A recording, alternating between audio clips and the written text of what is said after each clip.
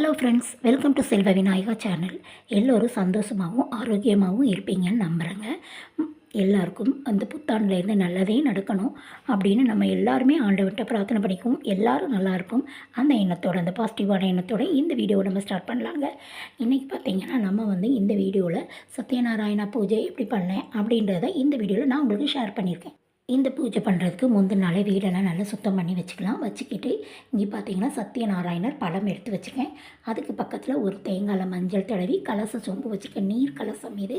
அதுக்கப்புறம் பார்த்திங்கன்னா இங்கே சங்குப்பூ மாலை போட்டிருக்கேன். 2 பக்கமும் பாவை விளக்கு வச்சுருக்கேங்க. பிரசாதம் எடுத்து வச்சாச்சு. மணி, தண்ணி, சாம்பிராணி, ஊதுபத்தி எல்லாமே ரெடியாக பக்கத்தில் நம்ம எடுத்து வச்சுருக்கோம். இந்த கலசம் எப்படி வைக்கணும் அப்படின்றத ஆல்ரெடி நான் போஸ்ட் பண்ணியிருக்கேன் நம்ம சேனலில். கலசம் எப்படி வைக்கணும் அப்படின்றத இதில் 2 பாவை விளக்கு எடுத்து வச்சுருக்கேன். 2 பாவை விளக்கு நம்ம பொருத்தி வச்சுக்கலாம். 2 பக்கம் நம்ம குத்து விளக்கு வேணுனாலும் எடுத்து வச்சுக்கலாங்க. நான் நடுவில் கலச செம்பு வச்சு மாயிலை வச்சு 5 7 ஒற்றைப்படையில் நம்ம மாயிலை வைக்கணும். மாயிலை வச்சு அது மேலே தேங்காயும் வச்சாச்சு. வச்சுட்டு 2 பக்கம் விளக்கும் பொருத்தி வச்சுட்டோம். பிரசாதத்துக்கு எல்லா பிரசாதமும் எடுத்து வச்சுட்டு இந்த பூஜையை நம்ம ஸ்டார்ட் பண்ண ஆரம்பிக்கலாம்.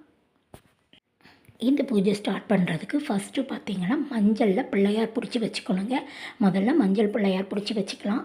நம்ம எந்த ஒரு பூஜை பண்ணுறதுக்கு முன்னக்கிட்டையும் மஞ்சள் பிள்ளையார் பிடிச்சி வச்சு விநாயகருக்கு ஒரு அர்ச்சனை பண்ணி சாமி கும்பிட்டுட்டு தீப தூப ஆதாரம் காட்டிட்டு நம்ம பூஜையை தொடங்கினோன்னா அது நல்லபடியாக முடியுன்றது ஒரு ஐதீகம். நம்ம ஃபஸ்ட்டு விநாயகர் முன்முதல் கடவுளான விநாயகருக்கு பூஜை பண்ணி முடிச்சுட்டு 2 பக்கம் விளக்கு பொருத்தி பத்தி வச்சு சாமிக்கு சாம்பிராணி பத்தி எல்லாம் ஃபஸ்ட்டு காமிச்சு முடிச்சுக்கலாம்.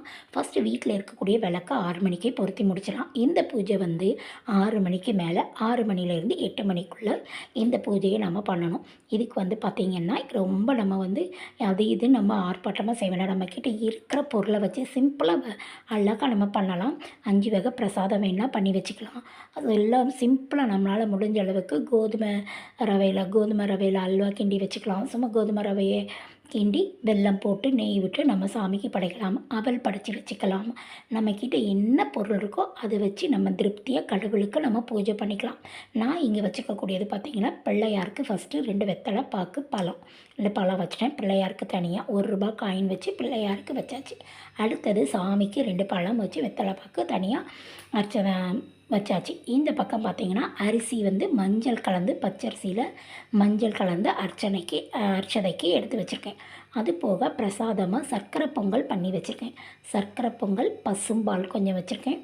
அது போக பூஜைக்கு பழம் வச்சுருக்கேன்.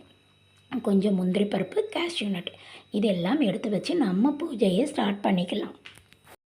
சாமிக்கு அர்ச்சனை பண்ணதுக்காக இங்கே துளசி எடுத்து வச்சாச்சுங்க. இந்த பிளேட்டில் தான் நம்ம பால், நம்ம பிரசாதம் எல்லாமே எடுத்து வச்சுருக்கோம். இந்த பூஜையை நம்ம துளசியால் ஃபஸ்ட்டு விநாயகருக்கு அர்ச்சனை பண்ணி முடிச்சிடும். விநாயகர் சொல்லி விநாயகர் போற்றி சொல்லி விநாயகரை பண்ணி முடிச்சுட்டு அதுக்கடுத்து நவக்கிரகத்துக்கு போற்றி சொல்லி முடித்து நவக்கிரக பூஜை பண்ணிக்கிறணும்.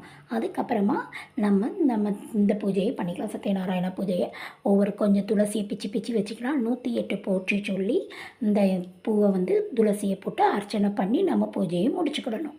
108 போற்றி சொல்லி நம்ம இந்த துளசியை பெருமாள் பாதத்தில் வச்சு சத்யநாராயணர் பாதத்தில் போட்டு எடுத்துக்கலாம். அப்புறம் ஒவ்வொரு பிரசாதமாகவும் எடுத்து வச்சு இதுக்கு 5 அத்தியாயம் உள்ள ஒரு ஸ்டோரி இருக்குது. அந்த ஸ்டோரியை நம்ம செல்லில் போட்டு விட்டுக்கிட்டு அந்த 5 அத்தியாயத்தை நம்ம கேட்டுக்கிட்டே பூஜையை முடிச்சிடலாம். பூஜையை முடிச்சுட்டு அந்த கதையை நம்ம கேட்டுக்கலாம். எனக்கு தெரிஞ்ச மெத்தடில் நான் வீட்டில் எப்படி பூஜை பண்ணுவேங்கிறத இந்த வீடியோவில் நான் உங்களுக்கு ஷேர் பண்ணியிருக்கேன். ஃப்ரெண்ட்ஸ், இந்த வீடியோ பிடிச்சிருந்தா லைக் பண்ணி ஷேர் பண்ணி உங்கள் ஃப்ரெண்ட்ஸ் அண்ட் ஃபேமிலிக்கு ஷேர் பண்ணுங்கள்.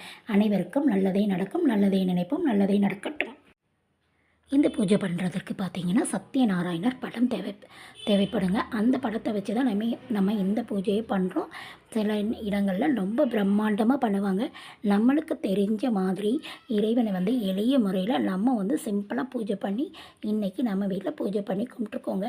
கடவுள்கிட்ட வேண்டி நம்ம மனதார வேண்டி என்ன வேணுனாலும் கடவுள் நம்மளோட உழைப்பும் இருக்கணும், கடவுளுடைய ஆசீர்வாதமும் இருக்கணும். அந்த உழைப்பில் நம்மளுக்கு எந்த வித தடங்களும் வராமல் கடவுள் ஆசீர்வாதத்தால் நம்மளுக்கு நல்லபடியாக நடக்கணுங்கிறதுக்காக நம்ம பூஜை பண்ணி நம்ம வாழ்வாதாரம் மேலோங்கி இருக்கணும் அப்படின்றதுக்காக நம்ம குழந்தைங்கள் எல்லோரும் நல்லா இருக்கணும்ங்கிறதுக்காக இந்த பூஜைகள் எல்லாம் நம்ம வீட்டில் பண்ணிட்டு இருக்கோங்க. எல்லாருக்குமே நல்லதே நடக்கும், அனைவருக்கும் நல்லதே நடக்கட்டும்.